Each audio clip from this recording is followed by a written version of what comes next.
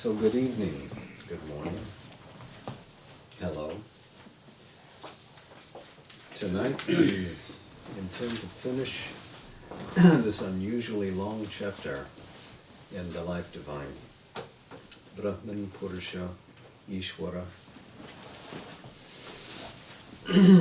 Maya, Prakriti, Shakti. There are only a couple of other chapters in the Life Divine as long as or longer than this one. But it has been a magnificent view that he's given you of the various aspects of the divine reality and how it appears to the play of consciousness as a transcendence, how it appears to the individual, how it appears in the universal view. In the last section, he closed by discussing the nature of the all-inclusive Ishvara, the Lord of all things, the all-person, and the migration of the manifest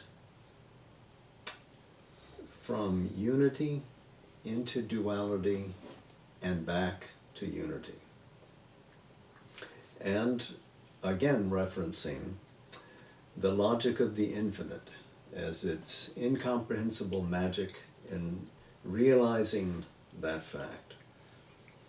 Now,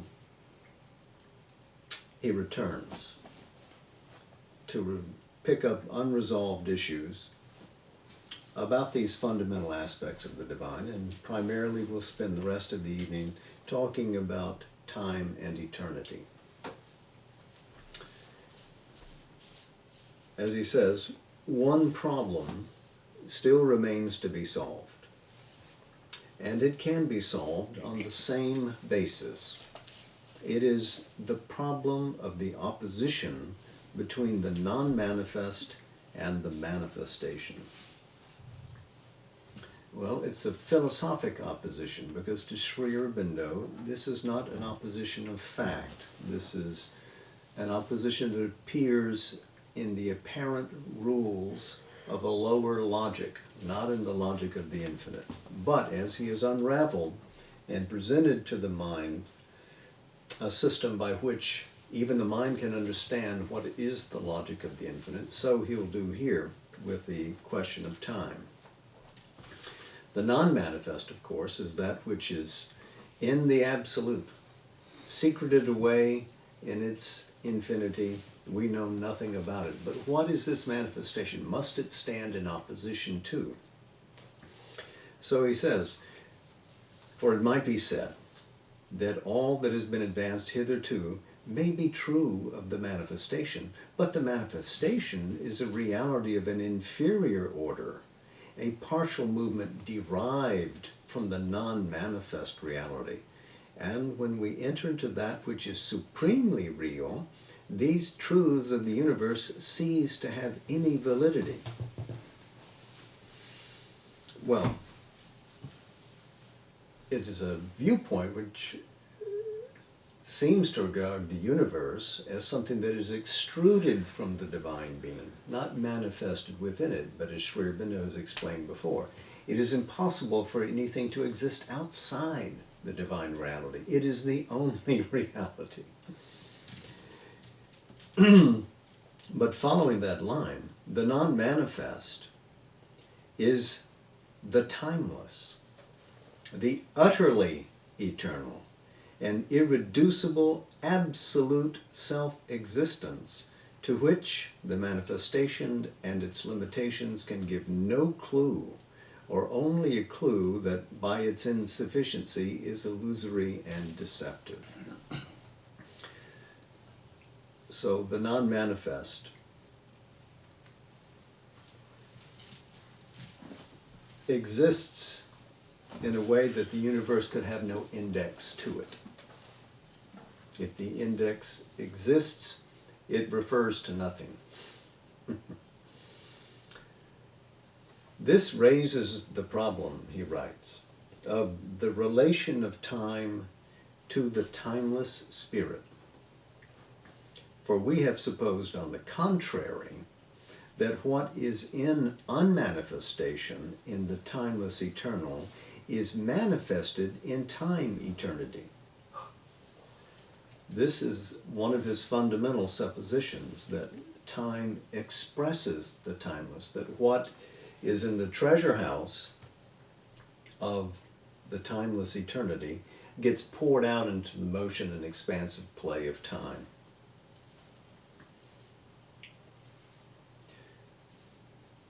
If that is so, if the temporal is an expression of the eternal, then however different the conditions, however partial the expression, yet what is fundamental in the time expression must be in some way pre-existent in the transcendence and drawn from the timeless reality.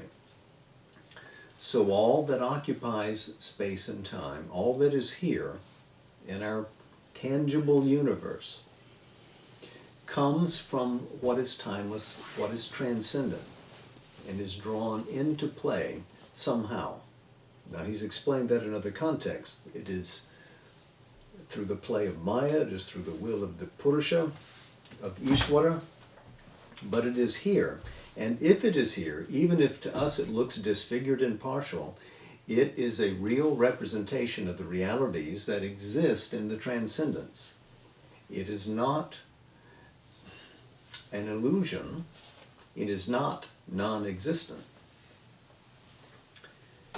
For if not, he says, these fundamentals must come into it direct from an absolute which is other than time or timelessness.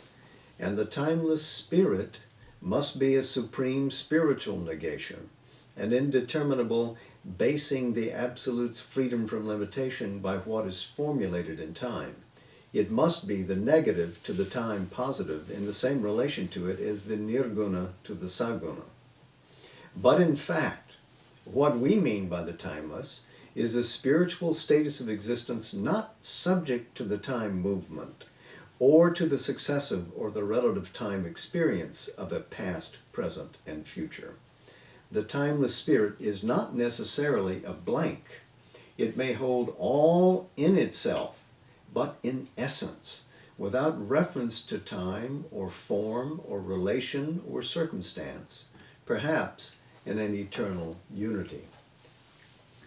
So this was a false positioning to think that the timeless spirit must be in no way connected with the measurement of time. He leaves unstated here what problems would arise if that were the actual position, because he takes the reverse view, that the timeless pours itself out in time. It's not a mere blank. It's not a vacuum. It holds all in itself. And in an eternal unity, you could say that the eternal unity contains the all pre-existent within itself, which gets poured out into universal expansion. Eternity, he says, is the common term between time and the timeless spirit. So eternity exists in both ways. Eternity is all that is, in a sense. If you drew a line of manifestation, and above that transversal line would be the timeless, and below it would be time, eternity would connect the two. It would still all occur within the larger conspectus of the Spirit's eternity. Nothing occurs outside its eternity. So it is the common term between time and the timeless Spirit. What is in the timeless, unmanifested, implied, essential, appears in time in movement, or at least in design and relation, in result and circumstance. So it might be unexpressed in what is timeless, but it gets fully expressed, relates to itself. It does this, and a consequence occurs. These two then are the same eternity, or the same eternal, in a double status. They are a twofold status of being and consciousness, Sat and Chit. One, an eternity of immobile status, the other, an eternity of motion in status.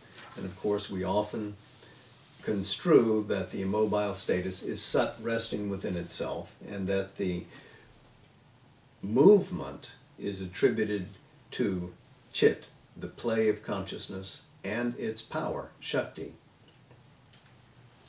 So Sat Chit can be static, and Sat Chit can be dynamic, because they are never separate.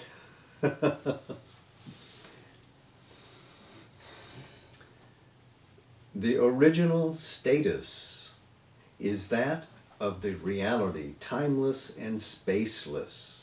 So that is its first position, you might say. It's beyond position, yes, we agree? It is not in time, it is not in space, it is beyond in its original home. Space and time, he says, would be the same reality, self-extended to contain the deployment of what was within it. The difference would be, as in all the other oppositions, the spirit looking at itself in essence and principle of being, and the same spirit looking at itself in the dynamism of its essence and principle.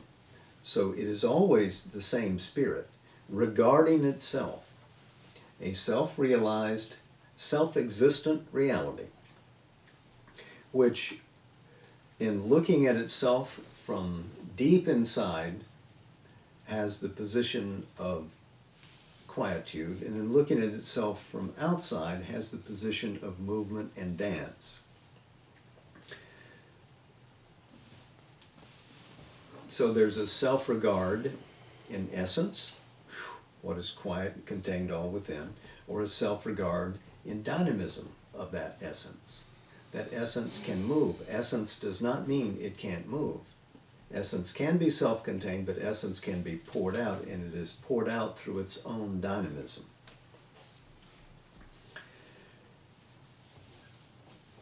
So one aspect holds that reality within, and the other aspect deploys all that it contains in space and time as its self-extension. The self-reality, the self-existent, pours itself out in dynamic positioning. Space and time, he writes, are our names for this self-extension of the one reality. We are apt to see space as a static extension in which all things stand or move together in a fixed order. We see time as a mobile extension which is measured which is measured by movement and event. Space, then, would be Brahman in self-extended status. Time would be Brahman in self-extended movement. So this is the old classic view of what space is. Space is merely a container, a receptacle, as Plato described it. Time is the arrow of dynamism. It moves in some direction and things follow.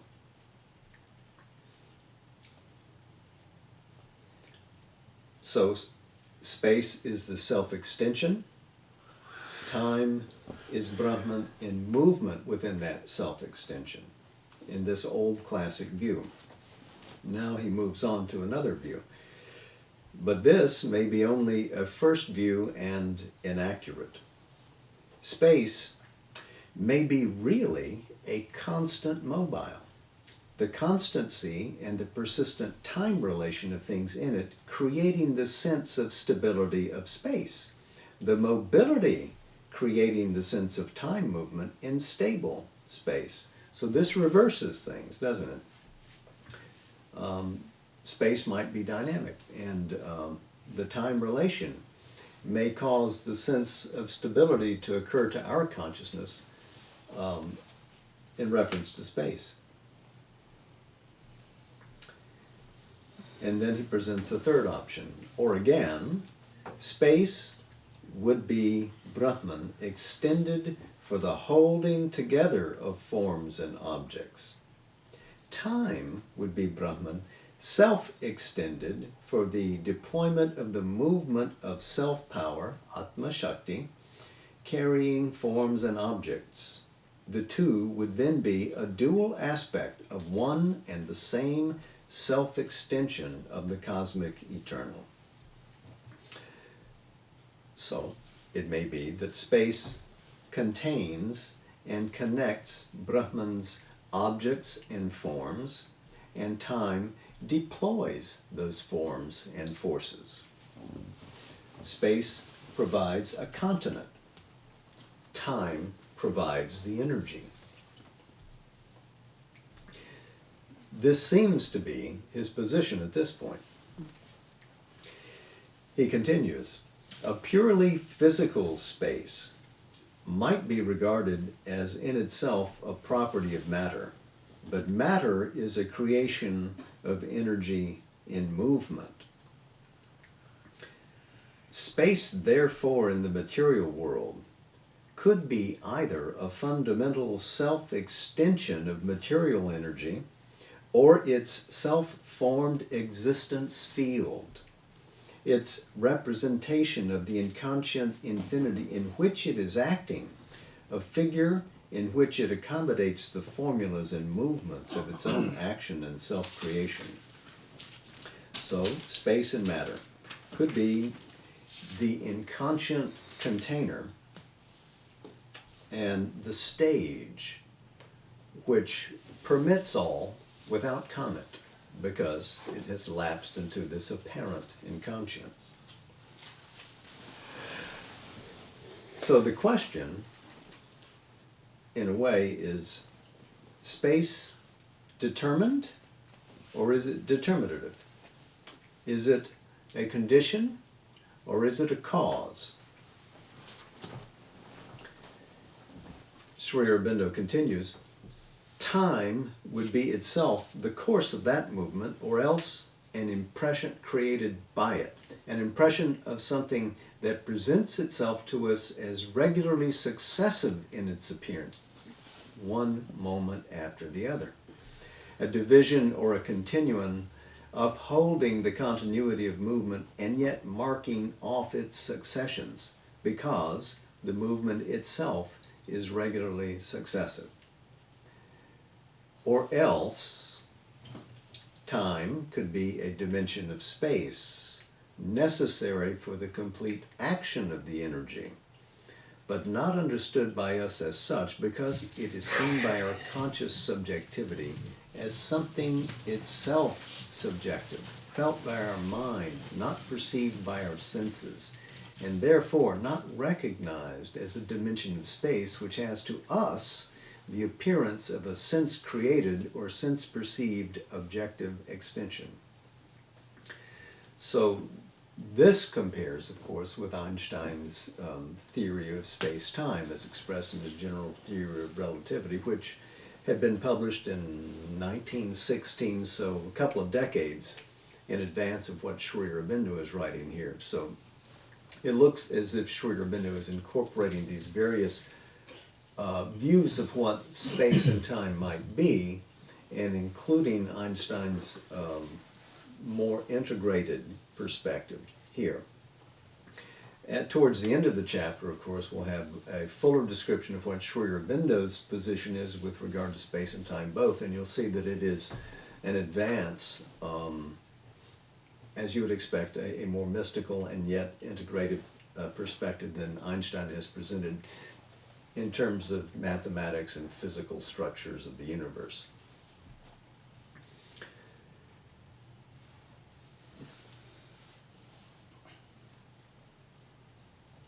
In any case, if spirit is the fundamental reality, time and space must either be conceptive conditions under which the spirit sees its own movement of energy, or else they must be fundamental conditions of the spirit itself, which assume a different appearance or status according to the status of consciousness in which they manifest.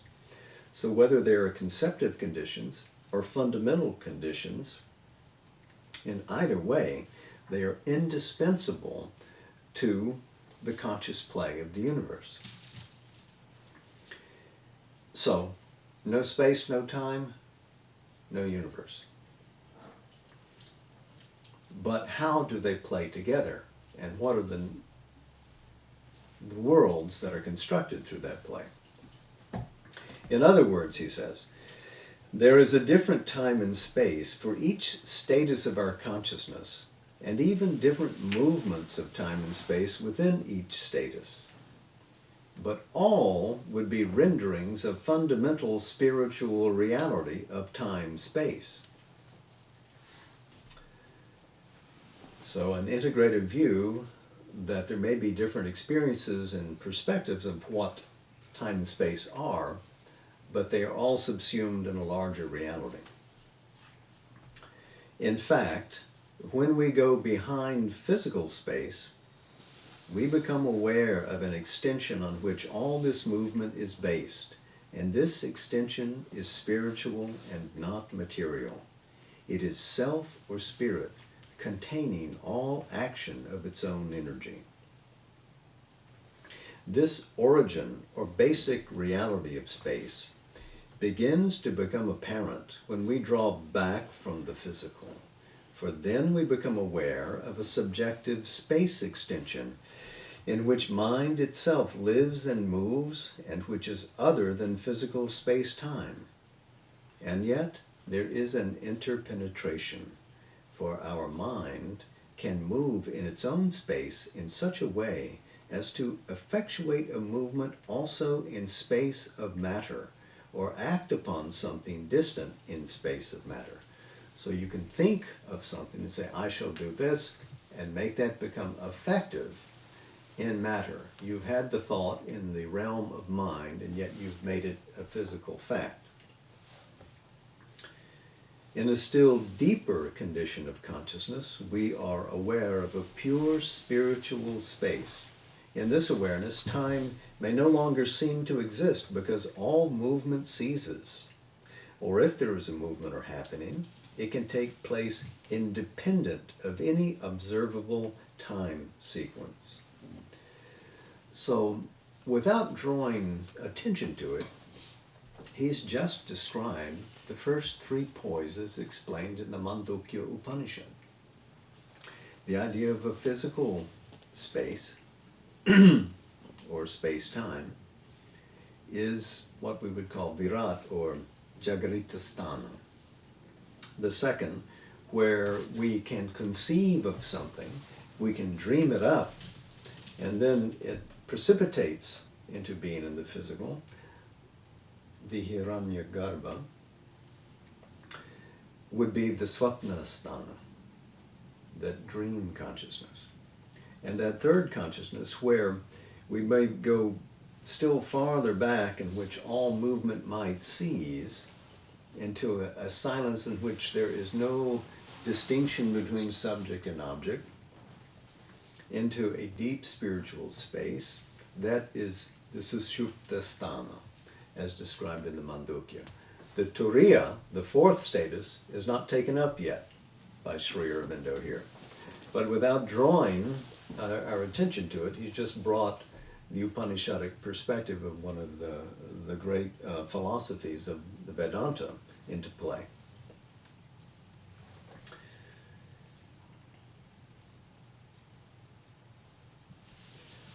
So let's proceed to the next paragraph. If we go behind time by a similar inward motion, drawing back from the physical and seeing it without being involved in it, we discover that time observation and time movement are relative, but time itself is real and eternal. time observation depends not only on the measures used, but on the consciousness and the position of the observer. Moreover, each state of consciousness has a different time relation. Time and mind consciousness and mind space has not the same sense and measure of its movements as in physical space. It moves there quickly or slowly according to the state of the consciousness.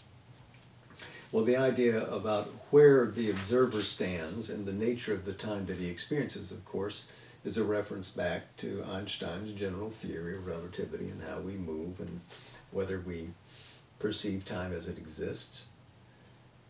And how does time exist? Each state of consciousness has its own time, and yet there can be relations of time between them. And when we go behind the surface, the physical surface, we find several different time statuses and time movements coexistent in the same consciousness. Now all of this, again, this is in a way a reflex of Einstein's own thought experiments. Einstein places himself and says, let me think about this, how would it be? Sri Aurobindo has a larger self in mind because in his picture of self, he's aloft in what is transcendent and timeless. He is playing in the fields of time and space, at the level of the conceptive consciousness, at the level of the physical consciousness as well. So here he writes from a larger perspective. Each state of consciousness has its own time, and yet there can be relations of time between them.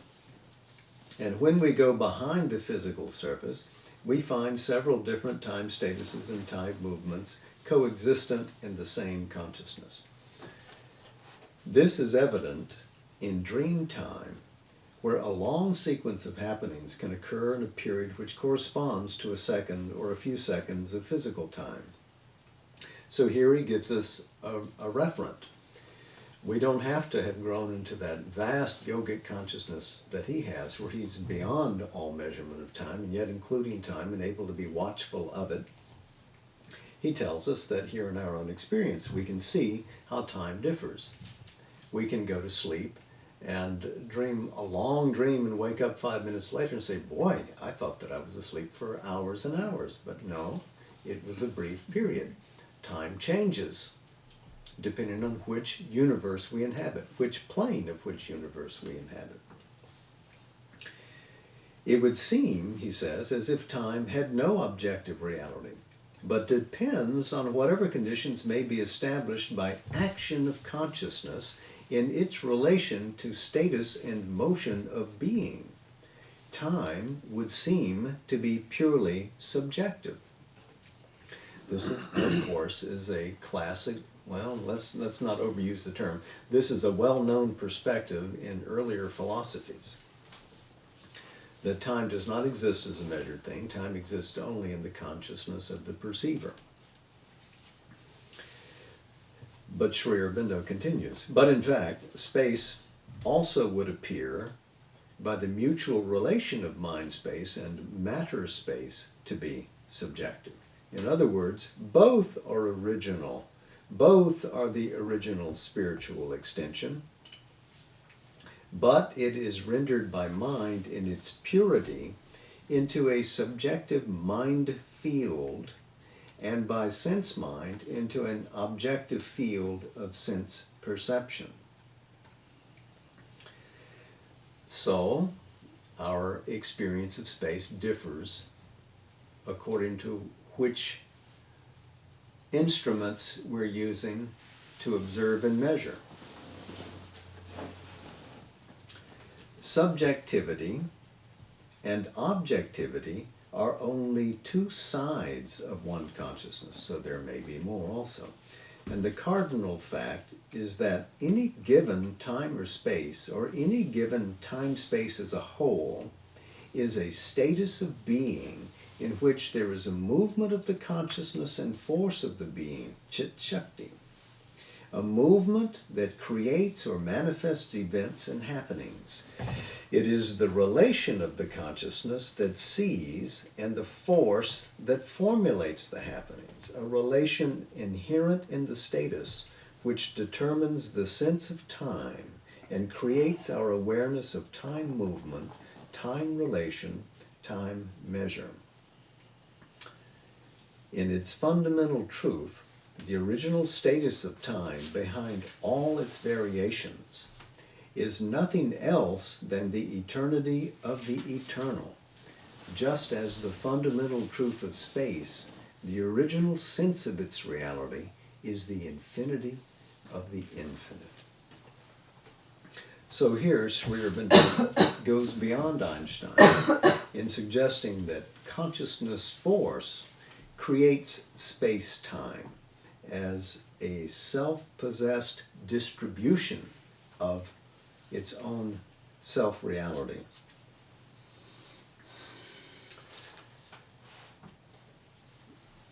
Eternity plays in time. Infinity plays in space.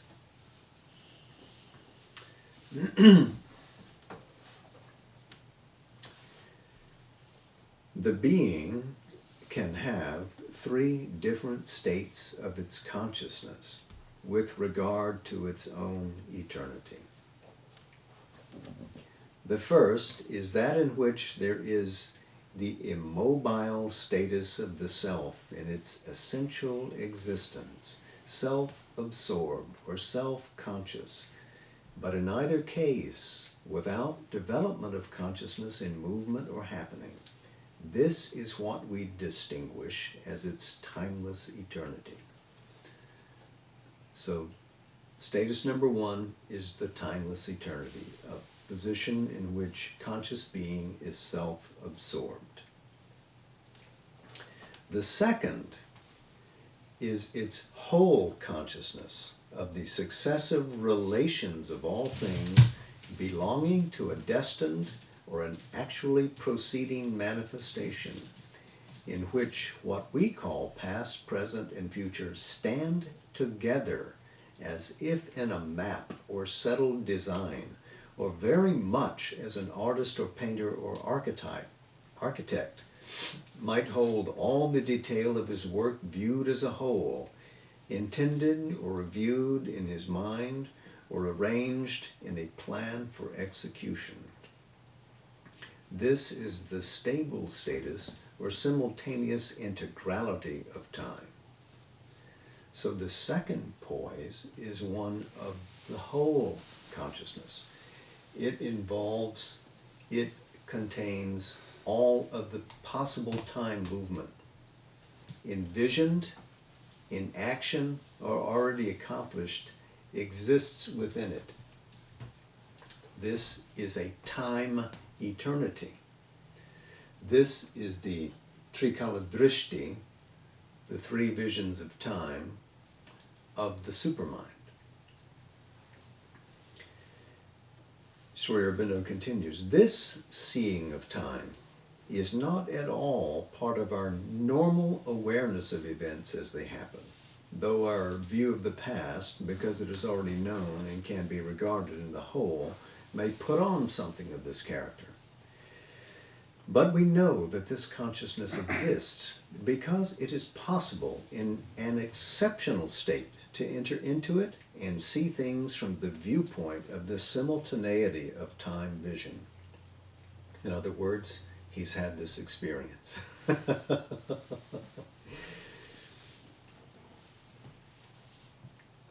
We can guess about it because we can look backwards and see the long concatenation of events all the way back to the beginning of things, if our vision goes so far.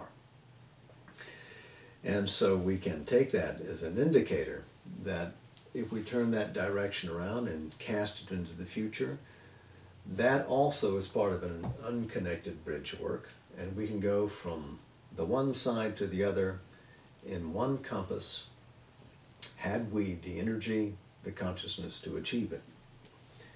But there is the possibility of reaching yogically an attainment where we can glimpse, where we can have that sight, and it stands all revealed before us. It is not merely theoretical, it is experienceable.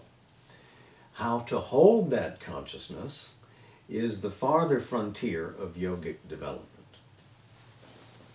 Here we're restricting our view to what is the nature of time in relation to space, in relation to conscious being. And now to the third status.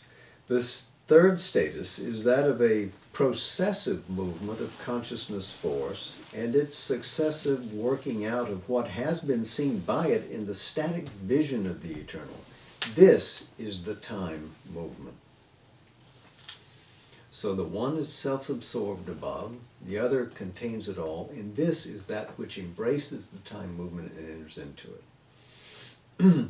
But it is in one and the same eternity that this triple status exists and the movement takes place.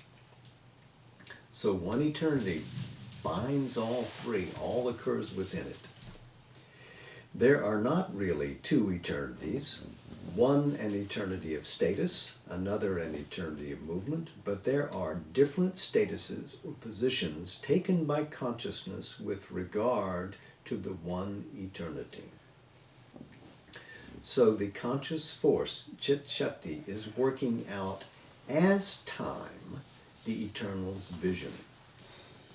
And this third is the time movement. If the first was the timeless eternity and the second was time eternity, this is the time movement. To return, for it can see the whole time development from outside or from above the movement. It can take a stable position within the movement and see the before and the after in a fixed, determined, or destined succession. Or it can take instead a mobile position in the movement, itself move with it from moment to moment, and see all that has happened receding back into the past, and all that has to happen coming towards it from the future. Or else it may concentrate on the moment it occupies and see nothing but what is in that moment and immediately around or behind it. So there are four positions that it can take within itself with regard to eternity. And consciousness can see it from the whole, can see it from a position of the stable, can see it from a position of the mobile, or can concentrate itself and fix itself on a particular moment and ignore all else. Sri Aurobindo continues, all these positions can be taken by the being of the infinite in a simultaneous vision or experience. And in fact, this is what the divine does.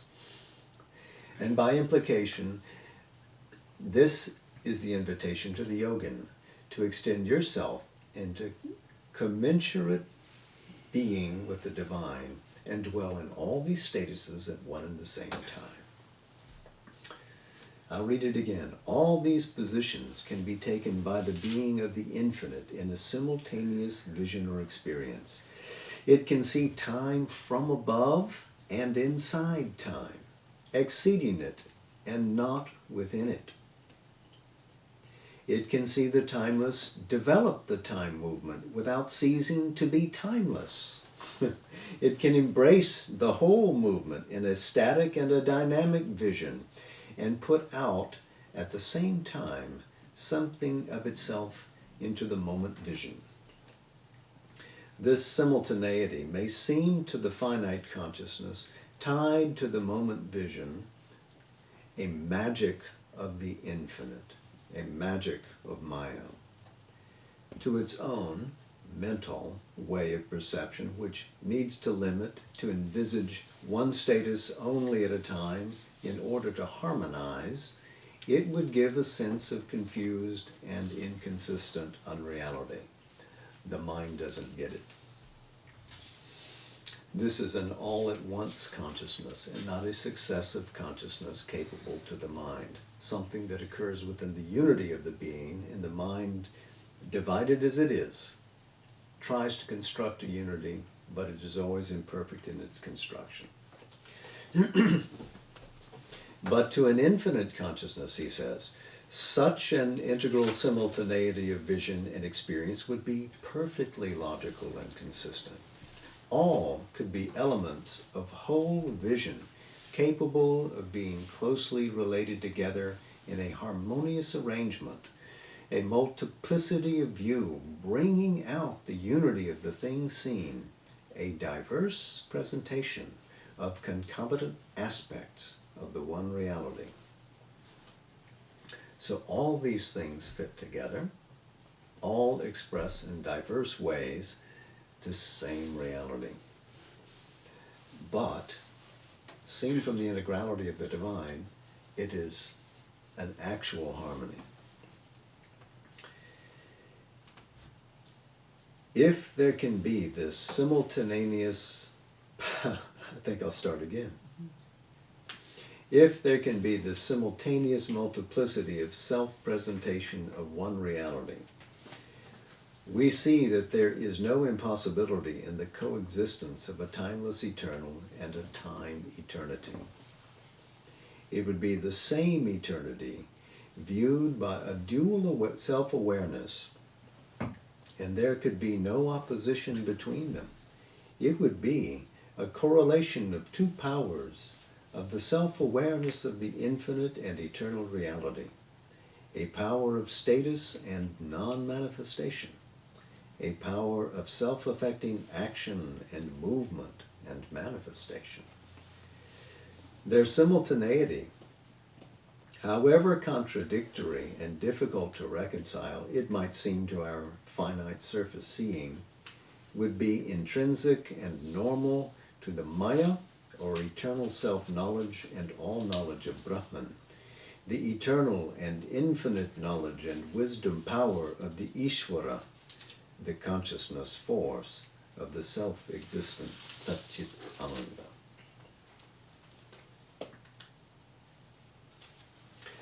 So this excludes the dualism of the Sankhyan view and philosophy, because all this occurs within the one divine being. The one divine being seen as Brahman, seen as Purusha, seen as Ishvara. As Brahman, it is transcendent. Stationed in the individual, it is Purusha. Dominant in the universe, and as all the universe, it is Ishvara. So, he began the chapter by asserting a supreme reality, eternal and infinite, which had these fundamental aspects or truths of its being. It was an absolute, it was a Brahman, which expressed itself through Maya. Not accidentally, the one pours itself forth as the many through its conscious force. The universe is the self, is the supreme self. He portrayed in a long discussion the nature of the interrelationship between Purusha and Prakriti, and how Prakriti really draws its strength and sanction from the active will and consent of the Purusha. They are not divorced. Deeply they are one. Profoundly they work together as poles of the same being. But as he said, it is as Ishvara and Shakti that we perhaps see the most comprehensive vision of the divine. As the master, the all-person, the mother, pouring out all of the becomings as movements and forces of its own nature, and it itself stands within all of that nature. But all these are expressive of that one reality which cannot be named. It is Brahman, it is Purusha, it is Ishvara. It is Maya, it is Prakriti, it is Shakti. He ends by reconciling eternity and infinity as being expressions of its own greater self. This supreme reality uses eternity and infinity as a ground in which to play.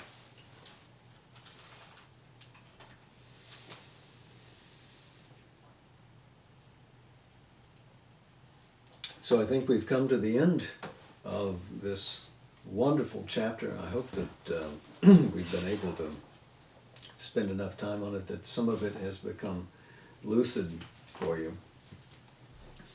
We'll resume now with Savitri.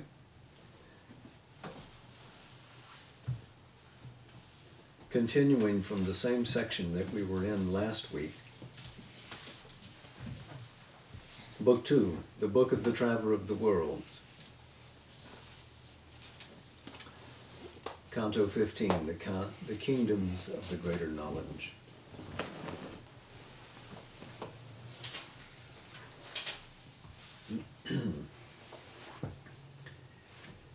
On peaks where silence listens with still heart to the rhythmic meters of the rolling worlds, he served the sessions of the triple fire.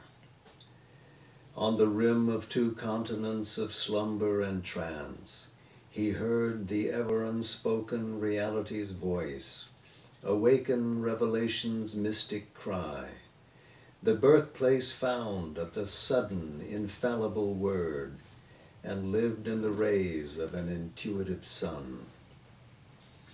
Absolved from the ligaments of death and sleep, he rode the lightning seas of cosmic mind and crossed the ocean of original sound. On the last step to the supernal birth, he trod along extinction's narrow edge near the high verges of eternity, and mounted the gold ridge of the world dream between the slayer and the savior fires. The belt he reached of the unchanging truth met borders of the inexpressible light and thrilled with the presence of the ineffable. Above him he saw the flaming hierarchies, the wings that fold around created space, the sun-eyed guardians and the golden sphinx and the tiered plains and the immutable lords. A wisdom waiting on omniscience sat voiceless in a vast passivity. It judged not, measured not, nor strove to know, but listened for the veiled all-seeing thought and the burden of a calm transcendent voice. He had reached the top of all that can be known. His sight surpassed creation's head and base. Ablaze, the triple heavens revealed their suns. The obscure abyss exposed its monstrous rule. All but the ultimate mystery was his field. Almost the unknowable disclosed its rim. His self's infinities began to emerge. The hidden universes cried to him. Eternities called to eternities, sending their speechless message still remote. Arisen from the marvel of the depths, and burning from the superconscious heights, and sweeping in great horizontal gyres, a million energies joined and were the one. All flowed immeasurably to one sea. All living forms became its atom homes. A panergy that harmonized all life held now existence in its vast control. A portion of that majesty he was made. At will he lived in the unoblivious ray. In that high realm where no untruth can come, where all are different and all is one, in the impersonal's ocean without shore, the person in the world spirit anchored rode. It thrilled with the mighty marchings of world force. Its acts were the comrades of God's infinite peace, an adjunct glory and a symbol self. The body was delivered to the soul, an immortal point of power, a block of poise in a cosmicity's wide formless surge, a conscious edge of the transcendence might, carving perfection from a bright world stuff. It figured in it a universe's sense. There, consciousness was a close and single weft. The far and near were one in spirit space.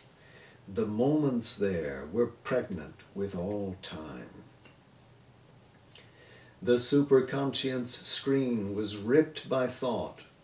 Idea rotated symphonies of sight. Sight was a flame throw from identity.